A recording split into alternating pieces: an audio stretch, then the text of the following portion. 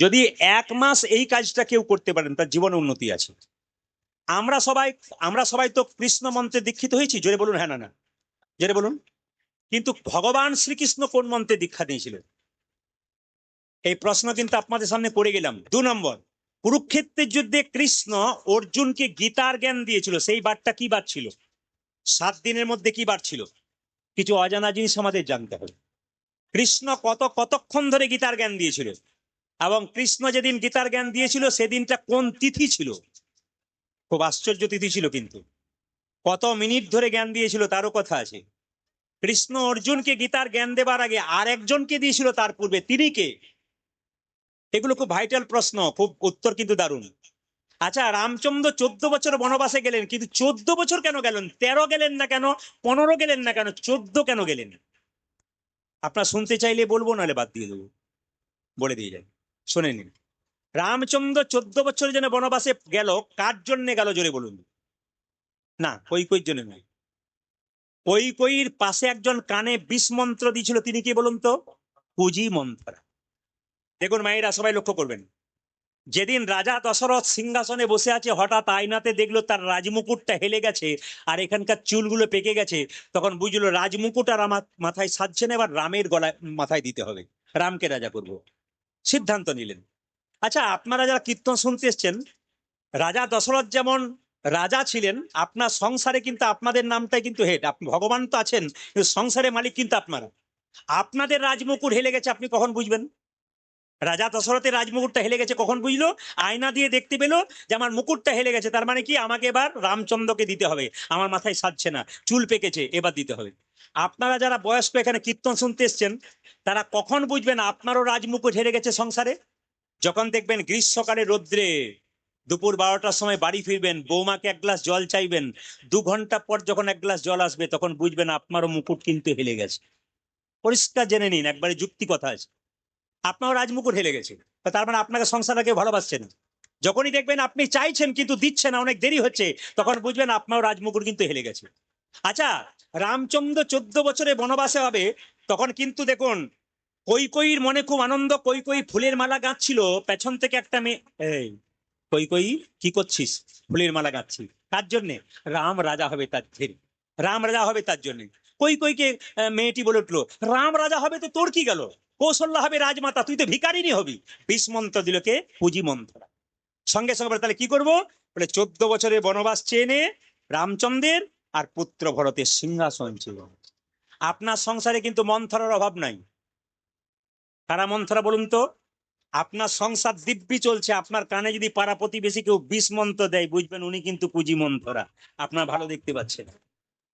এই মন্থরা, একটা লোক যদি বিষ খায়, ও যদি হসপিটালে ভর্তি হয়, তাহলে ও বেঁচে গেলেও যেতে পারে, কিন্তু আপনি যদি কানে একবার বিষ নেন, আপনার গোটা সংসারটাই কিন্তু নষ্ট হতে পারে।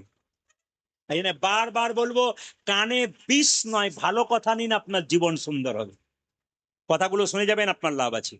কানে বিষ নয়, ভালো কথা নিন, পাড়া প্রতিবেশীর কথা নয়।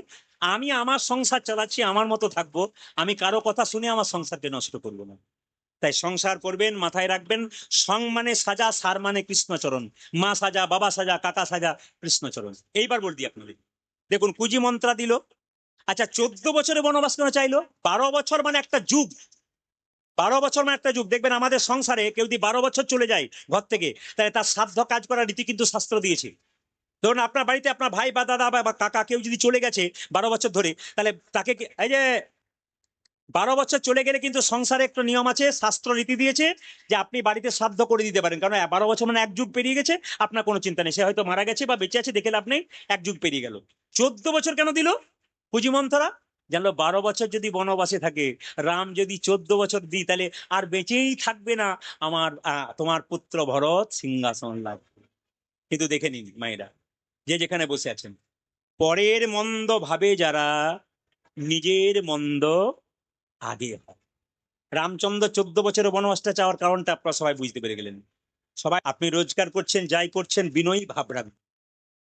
আমি কীর্তন করি আজ থেকে 20 বছর ধরে। আমার বাড়িতে যারা যায়, আপনি দেখে নেবেন, কোনোদিন আমার বাড়ি গিয়ে দেখবেন, ছেলেরা গেছে, ক্যামেরাম্যান যিনি আছেন সবাই, এরা যারা গেছে, তারা দেখেছে আমার বাড়িতে কিন্তু কেউ শুধু মুখে ফিরে যায় না।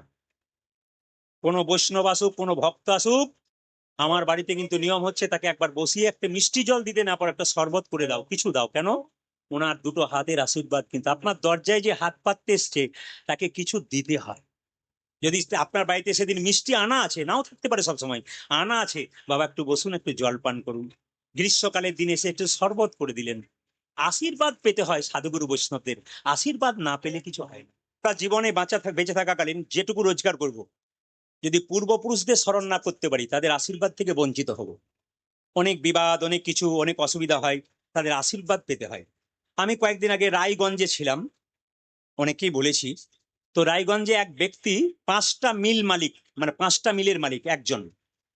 তো তিনি আমাকে ডেকেছিলেন কীর্তন 2 দিন করানোর জন্য রথের সময়। তো তার ওখানে কীর্তন করে এলাম। তো উনি একটা সুন্দর কথা বললেন যে আমি হায়ার সেকেন্ডারি পড়তে পড়তে আমার বাবা মারা গেছে, চাষবাস করতো, বাবা মারা গেছে। তারপর বাবা আমাকে মৃত্যুর আগে বলে গেল চাষবাস করবি না, একটু ব্যবসা বাণিজ্য কর, দেখবি জীবনে উন্নতি হবে। তো বাবার মাথাতে হাতটা মাথায় আমার ছিল, আশীর্বাদ দিয়েছে বাবা। আমি আজকে 5টা মিলের মালিক। ছোট থেকে আমি অনেক বড় হয়েছি গৌর গোবিন্দের কৃপায়। তা আমার সবচেয়ে দুঃখ, উনি বললেন যে আমার রোজগারের টাকা আমার বাবাকে খাওয়াতে পারলাম না। সেই জন্য আমি প্রতি বছর দুর্গা পূজা দিই আমার বাড়িতে, আমি কালী পূজা দিই, আমি রথের সময় 10,000 মানুষকে খাওয়াই। আমি এটুকু জানতে পেরেছি এর মধ্যে দিয়ে আমার বাবার আশীর্বাদ পাবো, কারণ আমি যে বাবাকে খাওয়াতে পারলাম না আমার রোজগারের টাকা, আমার বাবার দ্বারা আমি ভক্তের সেবা করে আমার বাবার আশীর্বাদটা আমি নিতে চাই। বাবা ওপর থেকে দেখতে পাবেন যে আমার জন্য এরা কিছু করছে। তাই এনারা যার জন্য করছেন, ওনারা হয়তো ছবিতে এখন এখানে আছেন, কিন্তু তারা কিন্তু দেখতে পাচ্ছেন যে আমার জন্য কি করছে। তাদের হাতটা কিন্তু এনাদের মাথায় সবসময় থাকবে, শুধু এনাদের নয়, এনাদের পরবর্তী বংশধর যারা হচ্ছে তাদের মধ্যেও কিন্তু থাকবে। ওই জন্য আমাদের আত্মীয় স্বজন যারা পৃথিবী থেকে চলে গেছে তাদেরকে একটু স্মরণ করতে হয়, তাদের জন্য কিছু করতে হয়। আপনার সামর্থ্য অনুযায়ী করবেন, আপনি 500 লোককে নাও খাওয়াতে পারেন, আপনি 10 জনকে সেবা করাবেন, আপনার লাভ আছে। বাড়িতে কেউ যদি যায় ভিখারি, আপনি ভিখারিকে এক কাজ করবেন, বলবেন বাবা একটু মুড়ি পর্যন্ত নাও, যদি ভাত দিতে না পারো একটু মুড়ি পর্যন্ত নাও। নিয়ম হচ্ছে কি, সবাই লক্ষ্য করুন যে যেখানে বসে আছেন, একটা শাস্ত্রের একটা সুন্দর কথা, যখন আপনি রান্না বান্না করবেন তখন কিন্তু আপনাকে একজনের চাল সবসময় বেশি দিতে হয়। কেন বলুন তো? কে কখন বাড়িতে আসে, কোন অতিথি কে কখন কি ভাব নিয়ে বাড়িতে আসে, এ কিন্তু কোনো ঠিক নেই। আপনি তাকে দিতে পারলেন না মানে কিন্তু আপনার অভিশপ্ত হয়ে গেলেন।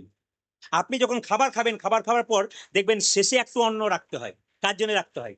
পশু পাখি কুকুর যারা আছে এদের জন্য একটু রাখতে হয়। এরা কিন্তু অপেক্ষা করে থাকে আপনার ওই অন্নের ভাগটা। প্রত্যেকের নিয়ম, খাবার পরে একটুখানি অন্ন কিন্তু রেখে দিতে হবে। একবারে চেটে পুটে পরিষ্কার করে খেয়ে নিলাম তা নয় কিন্তু, এটা শাস্ত্রের নিয়ম নয়। নিয়ম হচ্ছে কিছু খেয়ে কিছুটা রেখে, কিছুটা পশু পাখির জন্য রেখে, সে পিঁপড়েতে খাক আর কুকুরে খাক, কেউ কিন্তু খাবে। এগুলো শাস্ত্রের নিয়ম। এগুলো যদি করতে পারেন আপনার জীবন কিন্তু সুন্দর হবে। ভক্ত মানুষ হল তার ভাবটা কিরকম হয়, এইরকম। মহাজনরা বলেছে যদি হও নিচু তবে পাবে কিছু। দেখবেন বড় বড় মহাপুরুষ যারা হয়, মহাজন যারা হয়, তারা দেখবেন কাউকে নমস্কার করতে গিয়ে শুধু দাঁড়িয়ে নমস্কার নয়, মাথাটাকে কি করতে হয়। ভগবানের মন্দিরে যখন প্রণাম করছেন তখন মাথাটাকে নিচু করতে হয়। এখানে স্মৃতিশাস্ত্র বলে একটা শাস্ত্র আছে, যদি পড়াশোনা আপনারা কেউ করে থাকেন, সকালবেলায় ঘুম থেকে উঠে কেউ যদি নিজের হাতটা দেখতে পারে তবে কৃষ্ণচরণ দর্শন হয়ে যায়। একবার পরিষ্কার আমি আপনাদের বলে দিয়ে যাই, একটু দেখে নিন। করাগ্যে বসতে লক্ষ্মী, করমূলে তু সরস্বতী, করমধ্যে গোবিন্দম। সকালবেলায় ঘুম থেকে উঠে কৃষ্ণের ছবি দেওয়ালে থাক আর না থাক, নিজের হাতটাকে প্রথমে দর্শন করতে হয়। যদি কেউ 1 মাস এই কাজটা করতে পারে তাহলে 1 মাস পরে আপনি আমাকে ফোন করে বলতে বাধ্য হবেন যে আমার জীবনটা পরিবর্তন হয়ে গেল। আপনি কোন জায়গায় ছিলেন আর কোথায় হবেন পরিবর্তন হয়ে যাবেন। কারণ আমি আমার জীবনে প্রতিদিন আমাকে 100 থেকে 150 ফোন ধরতে হয়। তার মধ্যে বায়নার ফোন যদি 50টা আসে, 100টা ফোন আসে 50টা জানার জন্যে, আর 50টা ভক্ত বলে আপনার কীর্তন শোনার পর আমরা অনেক পরিবর্তন হয়ে গেলাম। এটা কিন্তু আমাকে প্রতিদিন শুনতে হয়। কারণ আমার বাড়িতে যারা থাকে তারা সবাই জানেন যে আমাকে প্রতিদিন এই কথাটা শুনতে হয়। তো সবার কাছে একটা নিবেদন রইল, মন দিয়ে শুনবেন। সকালবেলায় ঘুম থেকে ওঠার পর আপনি নিজের হাতটাকে দর্শন করবেন। কেন? করাগ্যে বসাতে লক্ষ্মী, এখানে মা লক্ষ্মী আছেন শাস্ত্র বলছে। করমূলে তু সরস্বতী, এখানে মা সরস্বতী। আর করমধ্যে গোবিন্দম, এখানে কি ভগবান শ্রীকৃষ্ণ। তাহলে যখন আপনি মন্দিরে প্রণাম করছেন, হাঁটু গেড়ে প্রণাম করলেন, হাত দুটো সামনে রইল, প্রণাম তো করলেন, কিন্তু কি বললেন? মেয়ের ভালো ঘরে বিয়ে হোক, ছেলে একটা ভালো চাকরি হোক, কিংবা আমার একতলা ছিল 4 তলা হোক, কিছু একটা বললেন, মানে চেয়ে গেলেন ভগবানের কাছে। ভগবান বলছে যে তোমার কি আছে না আছে সেটা আমি জানি। কেন? একটা বাচ্চা ছেলে যদি মায়ের কাছে ঘুর ঘুর করে, তাহলে মা বুঝতে পারে বাচ্চা কি চাইছে। তো ভগবানের আরেক নাম যদি অন্তর্যামী হয়, তাহলে ভগবানের মন্দিরে বলবেন কেন যে আমার ছেলের চাকরি হোক, মেয়ের বিয়ে হোক? এটা বলার দরকার নেই। কেন? তার কাছে গেলে তিনি তো বুঝবেন তোমার কি আছে না আছে, সব তো অন্তর্যামী তিনি। তাই ভগবানের মন্দিরে হাতটাকে এরকম করে দিয়ে হাঁটু গেড়ে মাথাটাকে ঠেকালেন। তার মানে কি? আমি যে কর্মটা করছি সেই কর্মটা যেন সুকর্ম হয়, আর আমি যে মাথাটা ঠেকালাম আমার বুদ্ধিটা যেন সুবুদ্ধি হয়। আমার যেটুকু বুদ্ধি আছে একটু বুদ্ধি যেন আমার সুবুদ্ধি হয়। মানে আমার বুদ্ধিতে যে কর্ম করেছি তা তোমার চরণে দিলাম, আমার হাত দিয়ে যে কর্ম করলাম তা তোমাকে দিলাম। এই হাতটা পেলেন কেন? সুকর্ম করার জন্য। শুধু রান্না বান্না খেতে নয়, কিন্তু এই হাত দিয়ে গোবিন্দের সেবা করার জন্য দিলেন। এই হাত, পৃথিবীতে অনেক মানুষ আছে যাদের হাতই নাই, অনেক কষ্ট করে তারা সেবা করতে পারে। আপনি হাত পেয়েছেন মানে আপনি বড় ভাগ্যবান বা ভাগ্যবতী। তাই এই হাতকে অবহেলা করবেন না।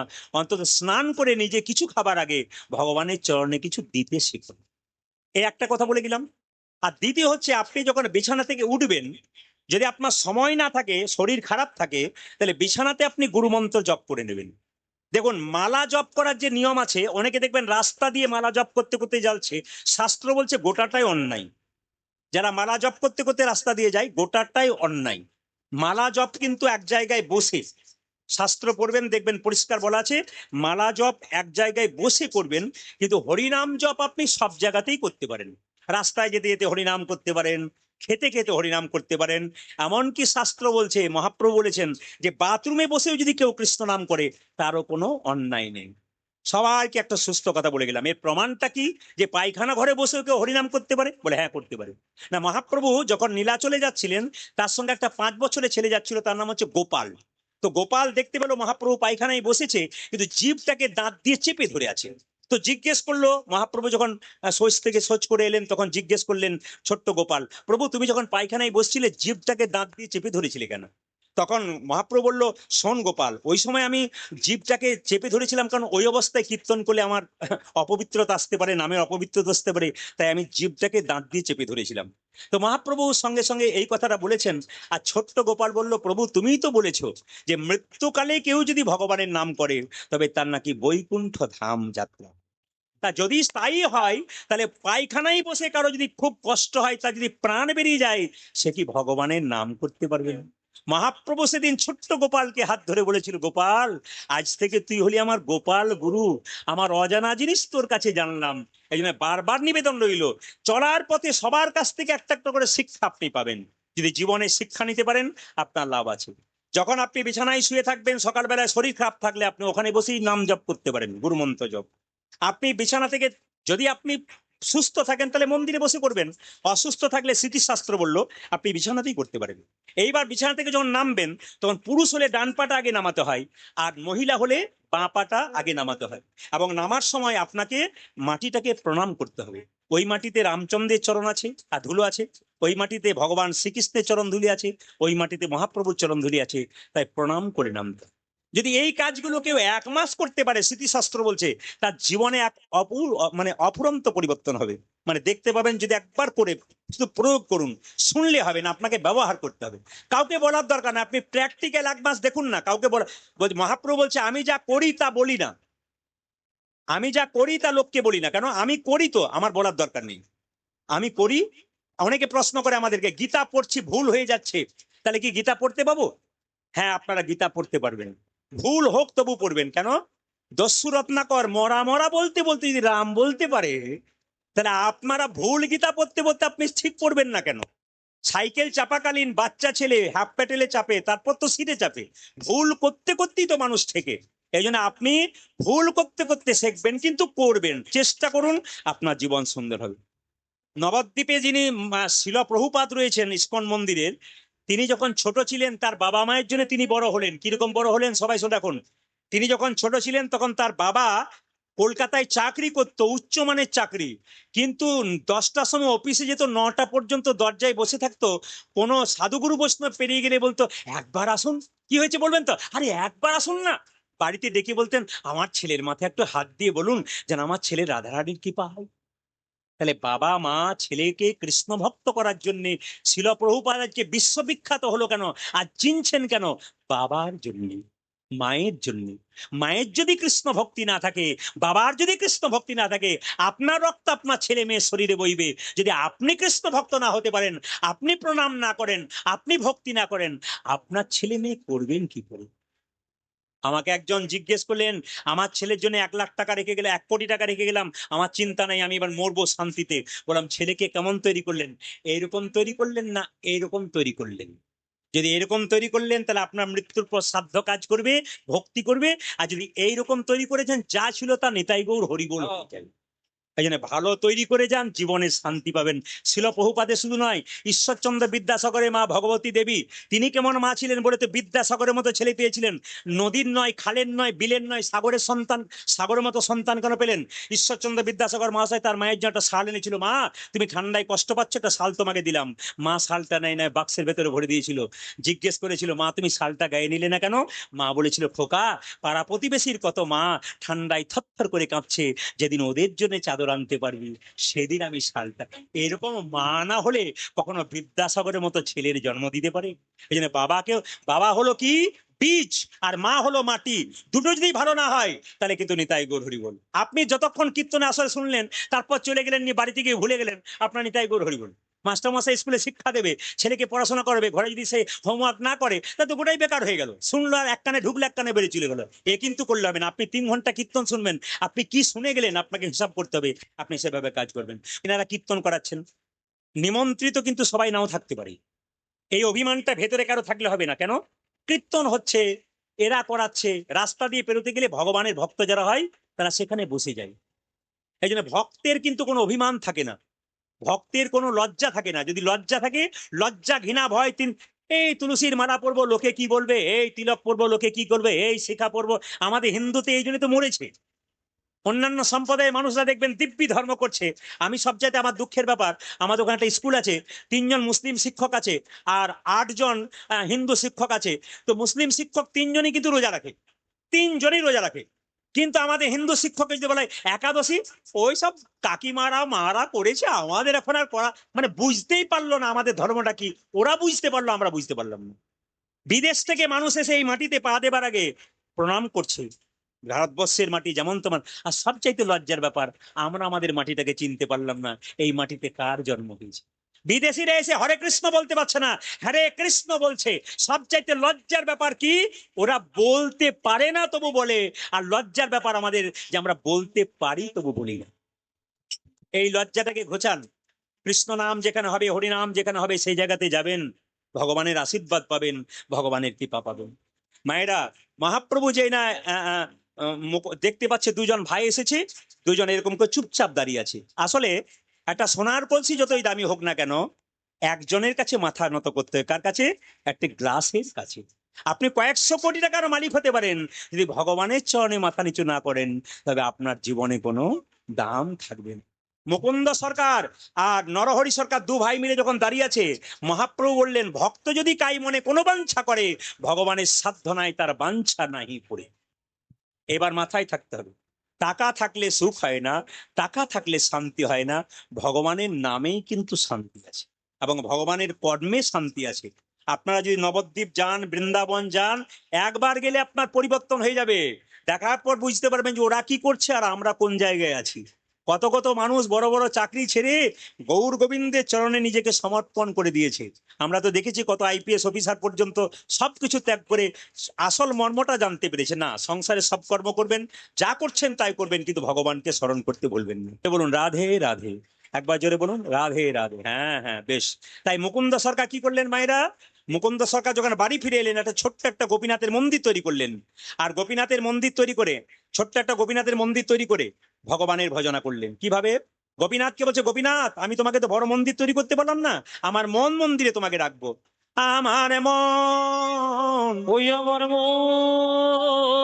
আমার মন মন্দিরে মদন মোহন, দাঁড়াবে গৌয়াসি ডাকি।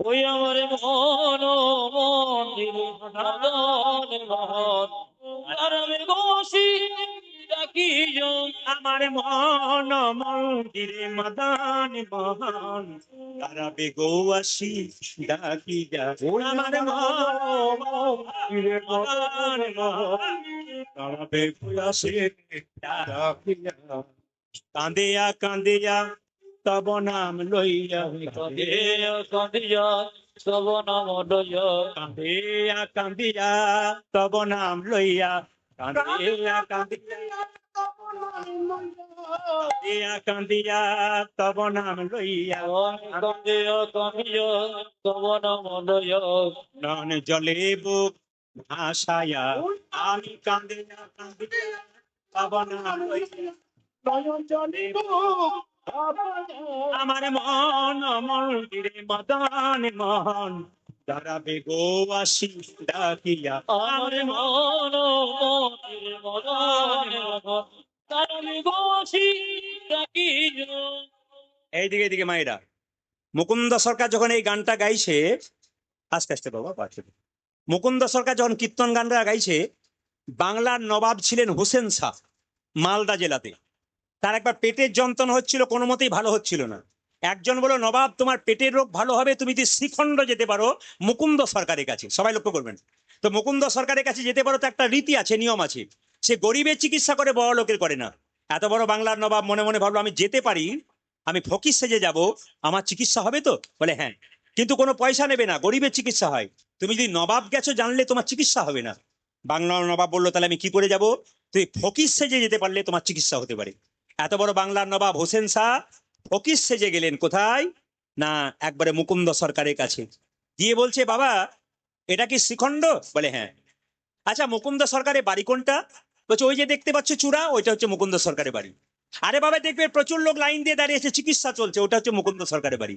তাই নাকি বলে হ্যাঁ হ্যাঁ তো দেখতে পাচ্ছে নবাব গিয়ে মুসলমান তো তিনি কি করলেন ফকির সেজে গেছেন চিনতে দেয়নি তিনি নবাব বটে অনেক লোক দাঁড়িয়ে আছে মুকুন্দ সরকার কীর্তন গান গাইছে হঠাৎ মুকুন্দ বলছে এই যে তোমাদের মধ্যে কে গরিব সে আগে এসো তো নবাব ফকির সেজে বললো এই যে বাবা আমি ফকির আমার নাম হোসেন ফকির আমার চিকিৎসা করে দাও নবাব মুকুন্দ বললে এখানে কোনো হিন্দু মুসলমানের ব্যাপার নেই সবার চিকিৎসা হতে পারে কই দেখি দেখি দেখি দেখি এসো তো যেই না বাংলার নবাব হোসেন শাহ ফকির সেজে দাঁড়িয়ে আছে অমনি মুকুন্দ বলে উঠলো এই যে তুমি তোমার জামাটা একবার খুলে দেখাও তো বাংলার নবাব মনে মনে ভাবলো জামা আমি খুলতে পারি কিন্তু পেটের রোগ যদি ভালো না হয় তাহলে বুঝতে পারবে আমি কে এসেছি আরে ভাবছো কি জামাটা খুলে দেখাও যে না জামাটা খুলেছে অমনি বলে এবার মাটির বারান্দাতে গড়াগড়ি দাও বাংলার নবাব মনে মনে ভাবছে কালের কাল বর্ষাকাল হরিণী চারে বাঘের গাল নেহাত বেকায়দায় পড়েছি রোগ যদি ভালো না হয় তাহলে বুঝবে আমি কে এসেছি যেই না গড়াগড়ি দিয়েছে নবাব হোসেন শাহ ফকির সেজে অমনি মুকুন্দকে বলল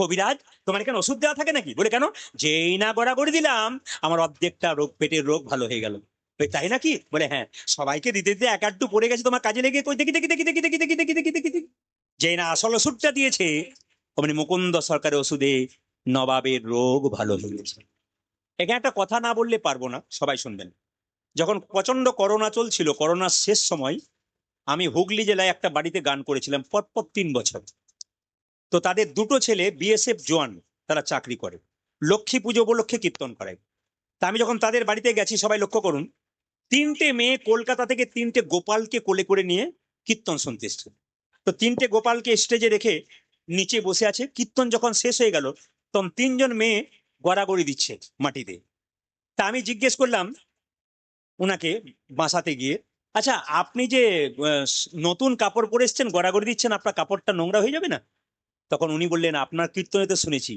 স্বামীর যদি 10টা কাপড়ের দোকান থাকে চিতাতে যখন শুয়ে দেবে একটা কাপড়ও কিন্তু আমাকে দেবে না কাপড়ের কি দাম আছে আমি জিজ্ঞেস করলাম আপনি করেন কি বলছে আমি কলকাতা কোন এক কলেজের প্রফেসর মানে অধ্যাপিকা আমি তখন মনে মনে বললাম যদি আপনি আমার চাইতে ছোট না হতেন আপনাকে একটু প্রণাম করতাম আপনি তো প্রায় 1 লাখ টাকা বেতন পান আপনার এসব করার কি দরকার ছিল আপনি গড়াগড়ি দিচ্ছেন বলছে না আমার স্বামীও প্রসাদ ভোজি আমিও প্রসাদ ভোজি আমরা বড় শান্তিতে আছি আমার যে সন্তানটি আছে সেটাও কৃষ্ণ ভক্ত তাহলে আপনাদের মনের মধ্যে যদি এই ধারণা হয়ে যায় যে আমার ছেলে কৃষ্ণ ভক্ত হয়ে যাবে মানে ভুল পথে যাচ্ছে আপনি ভুল করছেন কেন বলুন তো আমাদের সবচাইতে দোষ কি ছেলে মেয়েকে বলি বুড়ো হবি তখন করবি বুড়ো হবার চান্স যদি না পান মহাপ্রভুর কাছে মহাপ্রভু মায়ের কাছে বলেছিল মা তুমি আমাকে একটা জিনিস দাও বলে কি তোমার কাছে কিচ্ছু চাইবো না তুমি একাদশী করো আর আমাকে আশীর্বাদ করো যেন আমি একাদশী করতে পারি। তাহলে মায়ের মতো মা ছিল বলে তো মহাপ্রভুর মতো সন্তান হয়েছিল। মহাপ্রভুকে বলেছিল, হ্যাঁ তুই একাদশী কর, আমিও তোকে কথা দিলাম আজ থেকে আমিও একাদশী করব। কেন? মায়ের মতো মা হলে সেই সন্তানকে মা ভালো মানুষ করতে পারে। আর মা যদি কোনো কাজে বাধা দেয়, তাহলে আপনার ছেলে কোনোদিন কৃষ্ণ ভক্ত হতে পারবে না। মৃত্যুর পরে আপনি শান্তিতে মরতে পারবেন যে আমার ছেলে রোজগার করুক, কিন্তু যেন কৃষ্ণ ভক্ত হতে পারে, উল্টো পথে না যায়, কুপথে না যায়, যেন কৃষ্ণ ভক্ত হতে পারে। একটা মেয়েকে দেখলাম খুব গড়াগড়ি দিচ্ছে, ওকে জিজ্ঞেস করলাম তুমি কি করো? বলছে আমার স্বামী দাঁতের ডাক্তার, আমিও দাঁতের ডাক্তার। আমি মনে মনে ভাবলাম বাহ। একটি 18 বছরের মেয়ে হবে, ও গড়াগড়ি দিচ্ছে, ওকে জিজ্ঞেস করলাম তুমি কি করো? বলছে আমি বিউটি পার্লারের কাজ করি। আমি বললাম আমিও তো বিউটি পার্লারের কাজ করি। ও বলছে তাহলে কি আপনি কীর্তনে ফাঁকে ফাঁকে করেন? বললাম না না, তুমি তো করো সব সময়, আর আমি কীর্তনে ফাঁকে ফাঁকে নয়, কীর্তনে করি। বলে কেন? তুমি যেমন বিউটি পার্লারের কাজ করে মেয়েদের বাইরেটা ভালো করার চেষ্টা করো, আমি হরিরাম নামক বিউটি পার্লারের কাজ করে ভক্তের হৃদয় মন্দিরটাকে ভালো করার। হরি বল, হরি বল। বিউটি পার্লারে গিয়ে সাজলে আপ এখন তো U card, V card, W card, C card, গোষ্ঠীর পিন্ডি কার্ড, কত রকমের কার্ড আছে না, কি বলছেন? আবার কাটতে কাটতে ন্যাড়া কাট, মানে কত কাট হয়ে যাবে তার কোনো ঠিক নাই। যত দিন যাচ্ছে তত কিন্তু আমাদের কিছু বলার নেই, আপনি কিছু বলতে পারবেন না, কেন এগুলো চলছে আর কি। এগুলোতে বাধা দিলে আপনাকে সে কিন্তু আর পছন্দ করবে না। তবে সবকিছু সমতা রেখে করা দরকার, সভ্যতা রেখে করা দরকার, ভদ্রতা রেখে করা দরকার, শৃঙ্খলা রেখে করা দরকার। এটা বারবার নিবেদন আপনাদের কাছে। সবাই লক্ষ্য করুন, মুকুন্দ সরকার গাইছিল, সঙ্গে সঙ্গে যে না ওষুধটা দিয়েছে, পেটের রোগটা ভালো হয়ে গেছে, অমনি সঙ্গে সঙ্গে নবাব বলল মুকুন্দ। নবাব বলে, মুকুন্দ বলল কে এত বড় সাহস যে আমার নাম করলো? আমি সারা বাংলার নবাব হোসেন শাহ। আমি পরীক্ষা করতে এসেছিলাম তুমি কত বড় কবিরাজ, সত্যি তুমি বড় কবিরাজ, চলো তোমাকে মালদাতে নিয়ে যাব। মুসলমানের বাড়ি যেতে হবে, নবাবের বাড়ি। রাত্রিবেলায় মহাপ্রভু মন্দিরে মুকুন্দ কেঁদে কেঁদে বলছে, প্রভু বলে দাও, বলে দাও, প্রভু বলে দাও, বলে দাও, প্রভু তুমি বলে দাও। মহাপ্রভু আকাশবাণী করবেন, মুকুন্দ ঈশ্বর যা করে তা, জোরে বলুন, ঈশ্বর যা করে তা, আমি আপনাদের কাছে শুনতে চাই, ঈশ্বর যা করে তা। আপনারা তো দিব্যি মঙ্গল বলছেন, আপনার ছেলে যদি মাধ্যমিক পরীক্ষায় ফেল করে যায়, নিয়ে আমি যদি কাছে গিয়ে বলি ঈশ্বর যা করে তা মঙ্গলের জন্য করে, আপনার ভালো লাগবে কি? লাগবে না। কিন্তু ঈশ্বর যা করে তা মঙ্গলের জন্য করে। রাত্রিবেলায় মহাপ্রভু স্বপ্ন দিলেন মুকুন্দকে, মুকুন্দ তুমি মুসলমানের বাড়িতে যাও। মুকুন্দ নবাবকে বলো তোমার বাড়ি আমি যেতে পারি, 3টে শর্ত। তুমি একটা গোপীনাথের মন্দির তৈরি করে দাও, জীবের দ্বারে যেন হরিনাম দিতে পারি, আর গরিবের যেন চিকিৎসা করতে পারি।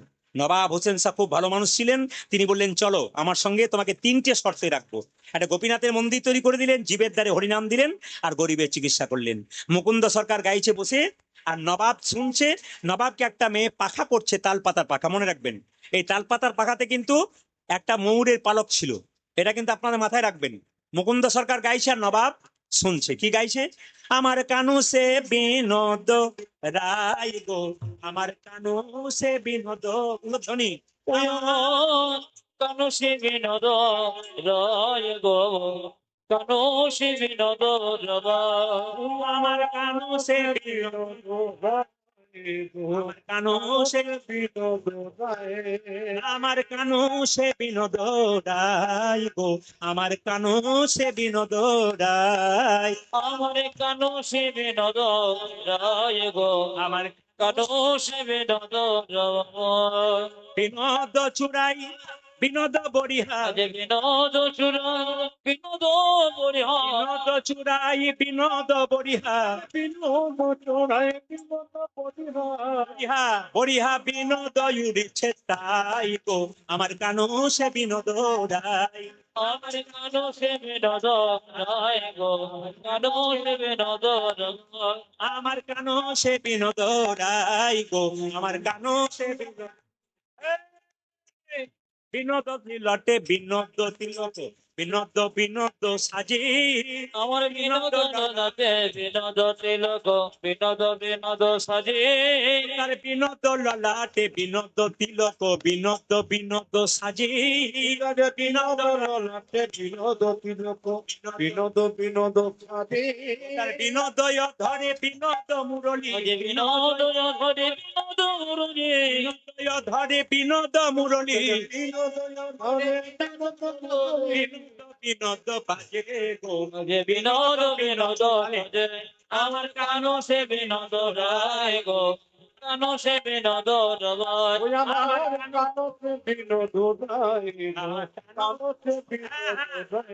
এইদিকে বিনোদ গলায় বিনোদ মালা, বিনোদ বিনোদ দুলি।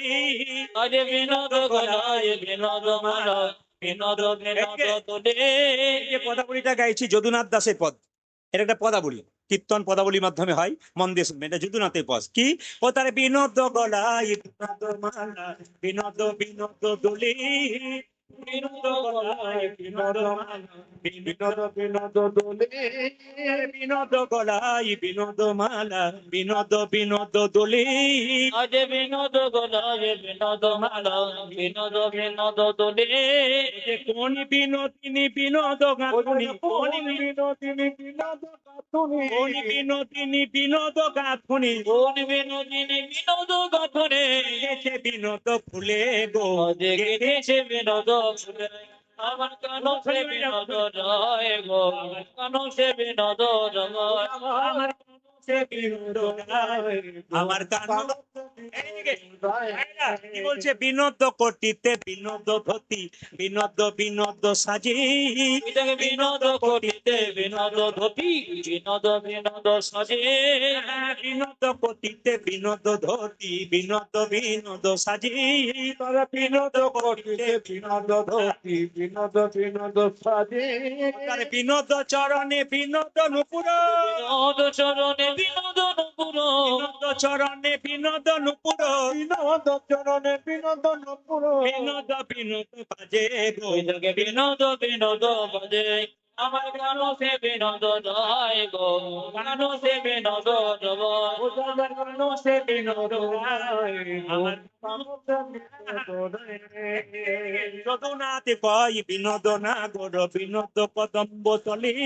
আমার যদুনাথে কয়ে বিনোদ নাগর, বিনোদ কদম্ব তলে। যখনই পদবর্তার পদ গাইতে হয় তখন একটু প্রণাম করতে হয়। যদুনাথ দাসের পদ তো, রূপ গান গাইলে এই পদটা গাইতে হয়। যদুনাথ কয় বিনোদ নাগর, বিনোদ কদম্ব তলি। যদুনাথ কয় বিনোদ নাগর, বিনোদ কদম্ব তলি। ও যে কত বিনোদিনী বিনোদ হেরিয়া, কত বিনোদিনী বিনোদ ঘিরিয়া, কত বিনোদিনী বিনোদ হেরিয়া, কত বিনোদিনী বিনোদ হেরিয়া। এই যে মাইরা, দেখো মাইরা একটু উলু ধরে দেবেন। ওই যে যদুনাথ কয় বিনোদ নাগর, বিনোদ কদম্ব তলি। আমার যদুনাথে কয়ে বিনোদ নাগর, বিনোদ কদম্ব তলে। ওই যে কত বিনোদিনী বিনোদ হেরিয়া, কত বিনোদিনী বিনোদ হেরিয়া। কলসি ভাসাইলো জলে গো, ও যে কলসে ভাসাইল জলে। আমার কানো সে বিনোদ রায় গো, কানো সে বিনোদ রায়। আমার কানো সে বিনোদ রায়, আমার কানো সে বিনোদ রায়। একবার জোরে বলুন রাধে রাধে, একটু জোরে বলুন রাধে রাধে। আচ্ছা, কিছু মনে করবেন না, যদি কীর্তন শুনছেন ঠিক তাহলে উত্তর দিতে পারবেন। এখন মুকুন্দ সরকার যখন কীর্তনটা গাইছে তখন নবাবকে একটা মেয়ে পাখা করছিল, তাল পাতার পাখা না প্লাস্টিকের পাখা? হ্যাঁ, এটাই জানতে চাইছি। আপনারা কয়েকজনের মধ্যে উত্তর দিচ্ছেন, 10,000 মানুষের মধ্যে জিজ্ঞেস করে সবাই একসঙ্গে বলে তাল পাতার। আচ্ছা, তার মধ্যে কাকের পালক ছিল না কোকিলের পালক ছিল? যাক, আমার না এলেও হতো, আপনারা তো জানেন মনে হচ্ছে। আচ্ছা, ময়ূরের পালক। এখন কিন্তু একটা প্রশ্ন হবে, ভগবান শ্রীকৃষ্ণ এত পাখির পালক থাকতে ময়ূরের পালকটা মাথায় নিলেন কেন? ত্রেতা যুগের আচ্ছা, মুকুন্দ সরকার যখন গোপীনাথের ভজনা করবে তখন হঠাৎ করে যেই না নবাব হোসেন শাহ বলে উঠলো, কবিরাজ। মুকুন্দ চাইতে গেল নবাবের দিকে, দেখতে পেল ময়ূরের পালক। কৃষ্ণ দেখতে পেয়ে বলল, হে কৃষ্ণ, হে কৃষ্ণ করুণাময়, করুণাময়, করুণা কর। করুণা কবর। মুকুন্দ অজ্ঞান হয়ে গেল। নবাব মুসলমান তো, তাই বললো, এই যে কে আছিস, একটু জল নিয়ে আয় তো। জল নিয়ে যাই না মুকুন্দের চোখে দিয়েছে, মুকুন্দের জ্ঞান ফিরে গেল। নবাব বলল, মুকুন্দ, তোমার যখন পিছু ডাকলাম তখন তুমি হঠাৎ আমার দিকে তাকিয়ে, ময়ূরের পালকের দিকে তাকিয়ে কৃষ্ণ কৃষ্ণ বলতে বলতে অজ্ঞান হয়ে গেলে কেন? মুকুন্দ মনে মনে ভাবছে, আমি তো হিন্দু, তুমি তো মুসলমান, তুমি কৃষ্ণ অনুরাগের কথা কেমন করে জানবে? আমার মধ্যে কৃষ্ণ অনুরাগ জেগেছে। মনে মনে ভাবলো, নবাব আমি তো কাউকে মিথ্যা কথা বলিনি, আজ একটা বলবো। বলে কি? আমি তো সবার চিকিৎসা করি, আমার মৃগীর ব্যারাম আছে। নবাব বলে উঠলো, মুকুন্দ তুমি হয়তো জানো না, আমার রাজ্যে একটা নিয়ম আছে, এখানে কেউ মিথ্যে কথা বললে তার আমি জিভ কেটে নিই। কিন্তু তুমি যেহেতু আমার পেটের যন্ত্রণা ভালো করেছো, তোমাকে আমি কিচ্ছু করবো না। আচ্ছা মুকুন্দ বলো তো, তোমার যদি মৃগীরোগ থাকবে, তুমি যখন অজ্ঞান হয়ে গেছিলে কৃষ্ণ বলে কাঁদছিলে কেন? তোমার যদি মৃগীরোগ হবে, তুমি যখন কৃষ্ণ বলে কাঁদছিলে, তোমার চোখে জল পড়ছিল কেন? সঙ্গে সঙ্গে মুকুন্দ বলে উঠলো, নবাব আমার অপরাধ হয়ে গেছে। মুকুন্দ বলল, অপরাধ তোমার? নবাব বলল, অপরাধ তোমার হয়নি, আমার হয়েছে। তোমার মতো একটা কৃষ্ণ ভক্তকে আমি আমার কেনা গোলাম মনে করে বড় ভুল করেছি। এই জগতে যারা কৃষ্ণ ভক্ত হয়, কারো কেনা গোলাম হয় না, ভগবানের দাস। দেখুন, মুকুন্দকে বলল, নবাব বলল, মুকুন্দ যদি কোনোদিন আমার পেটে ব্যথা হয় তুমি দেখে যেও, যাও তোমার গোটা শ্রীখণ্ডের আমি তোমার নামে লিখে দিলাম, তোমার যেন কোনো অভাব না থাকে। ঈশ্বর যা করে তা মঙ্গলের জন্য করে। মুকুন্দ সরকার বাড়ি ফিরছে আর গাইতে গাইতে যাচ্ছে, ওই আমি কোথায় গেলে পাবো গো দেখা, দেখো আমার ঘন আমার ঘন ওই আমি কোথায় গেলি যাবো গো দেখো আমায় কোনো আমার আমায় কোনো আমি কোথায় গেলে পাবো গো দেখা, আমার ঘন শ্যাম, আমার আমার ঘন শ্যাম। ওই আমি কোথায় গেলে পাবো গো দেখা আমায় কোনো ছেলে আমায় আমার বাবা কোথায় আমার কৃষ্ণ কানা, করি কোন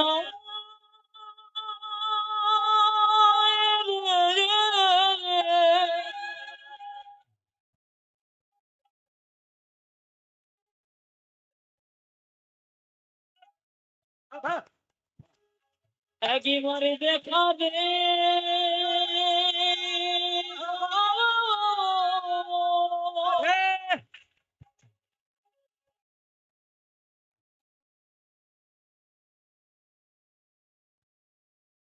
ইউরি কোন দেখা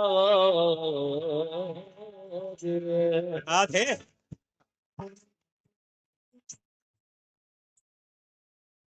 কোন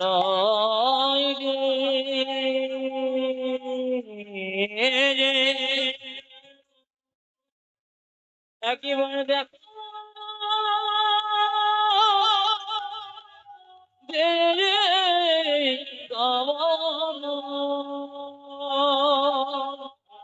কোথায় আমার কৃষ্ণ,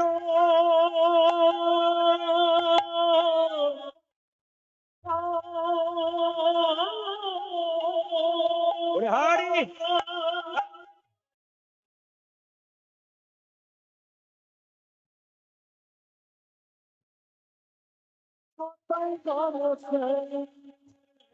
আমি কোথায় গেলে পাবো গো দেখা, আমার ঘন শ্যাম, আমার আমার ঘন শ্যাম। আমি কোথায় গেলে পাবো গো দেখা, আমার ঘন শ্যাম, আমার ঘন শ্যাম। দেখা দাও। মায়েরা, মুকুন্দ সরকার বাড়ি ফিরে এলো, কিন্তু বাড়িতে এসে দেখলো তার স্ত্রী চিৎকার করবে, স্বামী স্বামী, এ কি আমার হলো গো, কি আমার বলো আমার সর্বাঙ্গ যেন জ্বলে আমার যায়, সর্বাঙ্গ যেন জ্বলে আমার সর্বাঙ্গ যেন জ্বলে আমার যায়, সর্বাঙ্গ যেন জ্বলে জ্বলে যায়। অহংকার হয়েছিল মুকুন্দ সরকারের, সবাইকে চিকিৎসা করছে, তার অহংকার হয়ে গেল।